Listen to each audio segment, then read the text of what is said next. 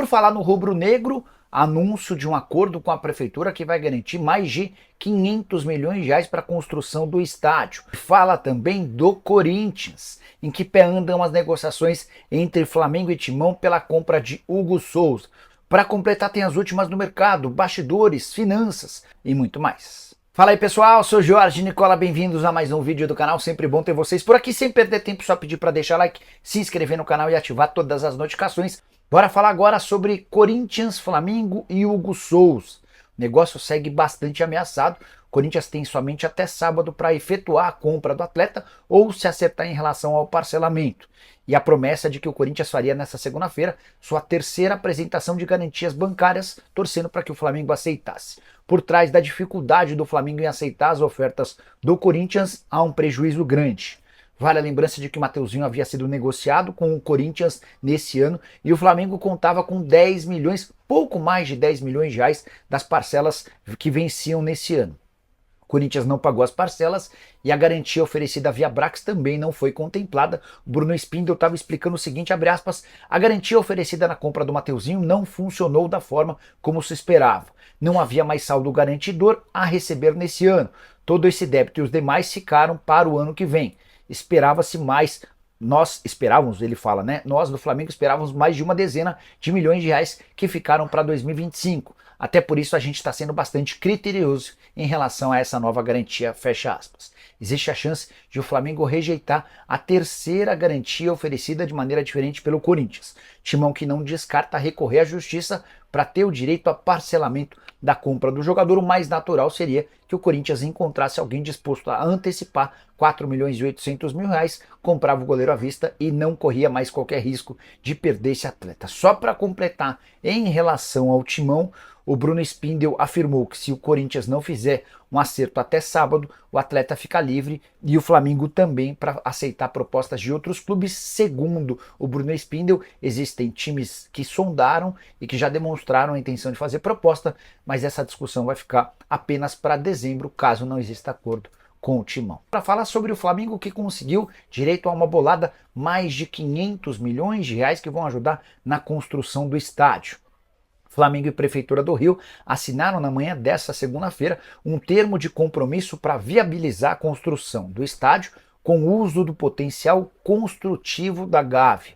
O clube estima ser capaz de obter entre 500 e 700 milhões de reais com esse potencial construtivo. Esse valor pode equivaler até 1/3 de toda a obra. Contei para vocês na semana passada que o Flamengo, depois de apresentar o projeto para sócios, projeta um custo final de 1 bilhão 950 milhões de reais. O presidente Rodolfo Landim, entre outras coisas, afirmou o seguinte durante essa apresentação: vamos começar a vender ingressos no ano que vem, fecha aspas.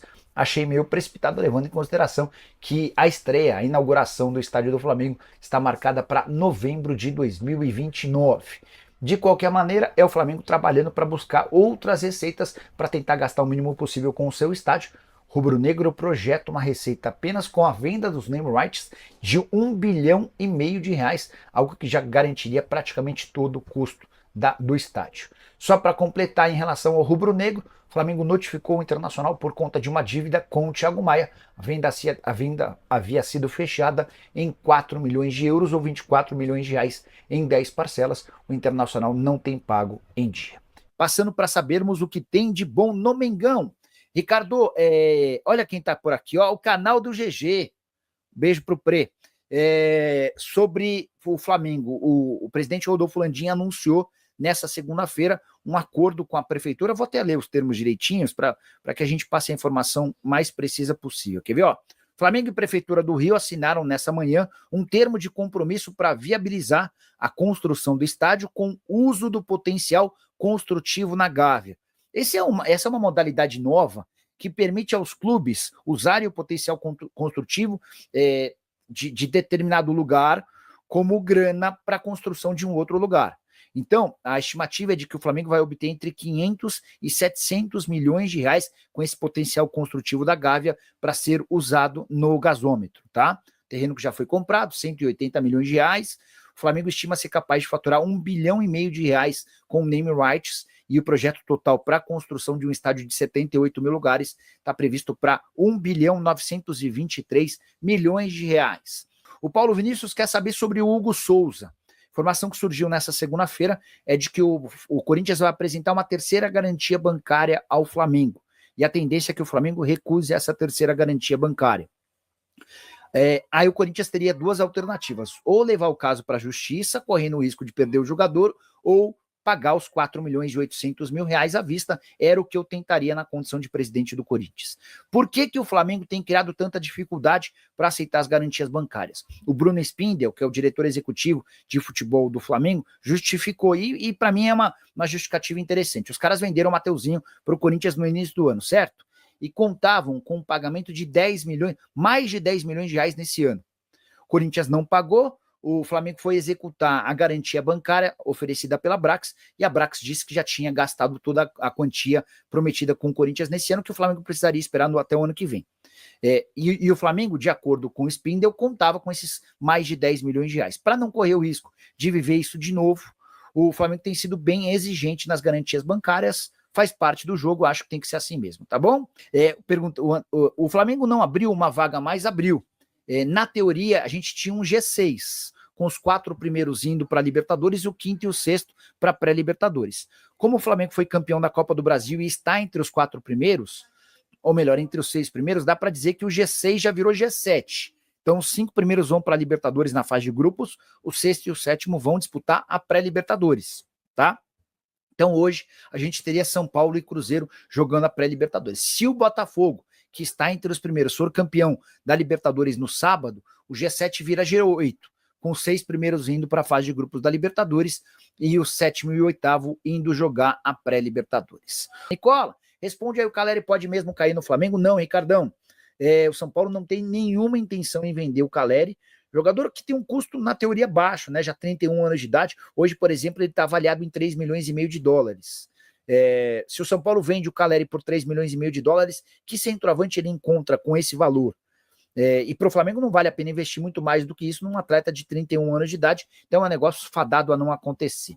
Fabrício Ribeiro quer saber se o Gabigol assina essa semana. Esse é o projeto do Cruzeiro, imagino que o Gabigol vai deixar para fazer essa assinatura depois do fim do campeonato. Até porque, sejamos sinceros, Fabrício, o Gabigol toca com a faca e o queijo na mão. Quanto mais tempo ele esperar, maior o número de propostas que podem aparecer para ele. O que eu imagino que deva estar acontecendo é o Alexandre Matos metendo uma pressão no Júnior Pedroso. Olha, assina, se você não assinar, a gente vai pular fora. Olha, dou só mais esse prazo. Olha, o Pedrinho BH tá me enchendo o saco aqui, ele quer assinatura. Enfim, são coisas que acontecem, tá? O Paulo Vitor, boa noite, Nicolau. Alguma chance de o Talisca vir para o Flamengo ano que vem?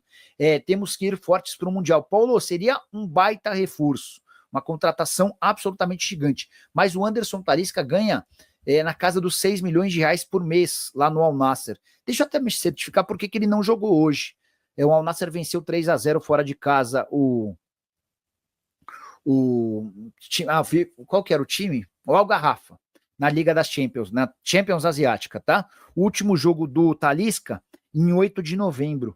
Imagino que esteja machucado, porque ele jogou os 90 minutos, depois nem foi mais relacionado. Vou até mandar uma mensagem pro Talisca, para perguntar se ele tá bem, se tá tudo... Vamos ver. Peraí. Talisca, boa noite. Passando para saber se você tem alguma lesão.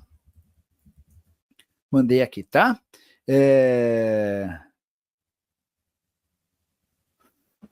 Que mais?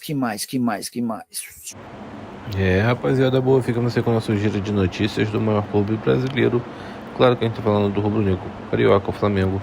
E se você gostou do conteúdo, já chega deixando seu like, se inscrevendo no canal. Ativa aí também o sininho de notificação, porque sabemos que é super importante a sua participação.